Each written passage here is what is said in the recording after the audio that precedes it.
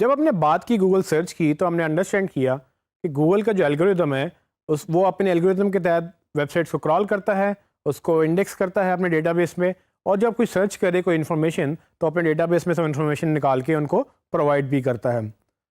Google कैसे कौन सी information provide करेगा या कौन सी इन्फॉर्मेशन को नंबर 1 पे देगा, कौन सी इन्फॉर्मेशन को सेकंड पे या टॉप 10 रिजल्ट्स देगा, ये सारी चीज़ें गूगल कैसे डिसाइड करता है, ये गूगल खुद बताता है कि वो 200 से ज़्यादा सवाल पूछता है।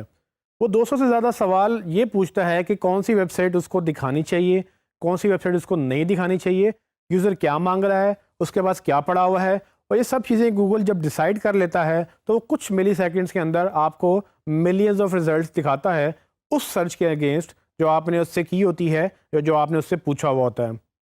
तो हमें भी अंडरस्टैंड करना है कि वो 200 से ज़्यादा सवाल क्या हैं जो गूगल पूछता है, क्योंकि एसईओ इन्हीं 200 सवालों के ऊपर ऑप्टिमाइज़ करने का नाम है।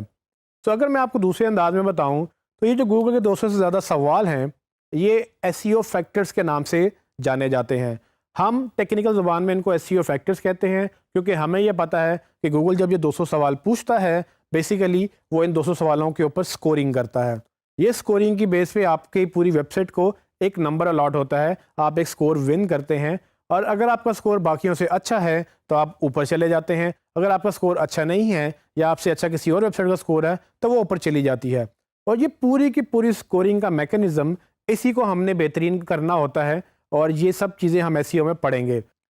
ये 200 से ज़्यादा क्या सवाल हो सकते हैं? सो फॉर एग्जांपल गूगल ये पूछ सकता है कि आपकी वेबसाइट पे क्या कंटेंट है, यूज़र ने क्या सर्च किया था और आपने क्या लिखा हुआ है, और अगर लिखा हुआ है तो किस तरह से लिखा हुआ है। और वो गूगल ये भी पूछ सकता है कि फॉर एग्जांपल आपकी वेबसाइट कहाँ होस्टेड है, या आपने अपनी वेबसाइट किस लैंग्वेज में बनाई है, क्या उसके ऊपर डिज़ाइन अच्छा है, क्या उसकी डोमेन अच्छी है, क्या उसकी डोमेन सेंस बना रही है, क्या आपने इमेजेस डाले हैं, क्या वो इमेजेस ऑप्टिमाइज्ड हैं। ये सारी वो बेशुमार चीज़ें हैं जो गूगल आपसे पूछ सकता है। असल में गूगल ये जज कर रहा होता है,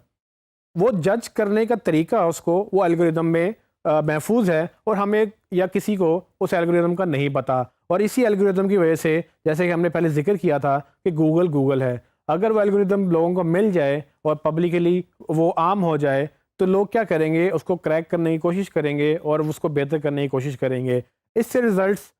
चीट होना शुरू हो जाएंगे और वो लोग ऊपर आना हो जाएंगे जो टेक्निकली ज़्यादा बेहतर है और उनको लगता है कि वो गूगल को चीट करके ऊपर आ सकते हैं। हमें सिर्फ ये पता है कि गूगल इन इन रैंकिंग फैक्टर्स के ऊपर हमें जज करता है और हमें स्कोर साइन करता है, लेकिन हमें ये नहीं पता कि वो किन किन बेसिस पे किन किन चीज़ों का कितना कितना स्कोर देता है। हमें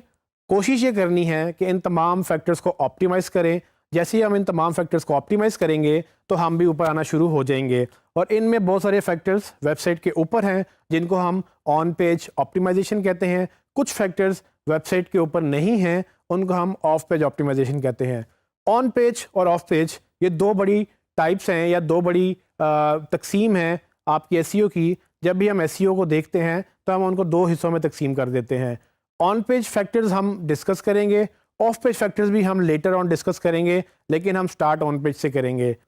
इस टॉपिक में ये बताना ज़रूरी था कि एसईओ ऑन पेज और ऑफ पेज में डिवाइडेड है, और हमने ऑन पेज कैसे करनी है और ऑन पेज में क्या क्या हो सकता है, और ऑफ पेज में भी हम डिस्कस करेंगे जब हम ऑन पेज कर लेंगे, ताकि आप लोगों को समझ आ जाए कि हम आगे क्या करने वाले हैं।